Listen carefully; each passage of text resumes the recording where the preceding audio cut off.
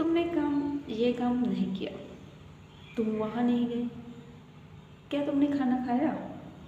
How to speak in English? Did you not plus verb की first form plus object. Do you not skip the milk?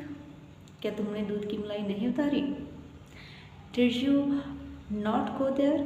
क्या तुम बाहर नहीं गए? Did you not finish your work? क्या तुमने अपना काम ख़त्म नहीं किया? Did you not eat the food? क्या तुमने खाना नहीं खाया? Did you not take the medicine? क्या तुमने दवाई नहीं ली?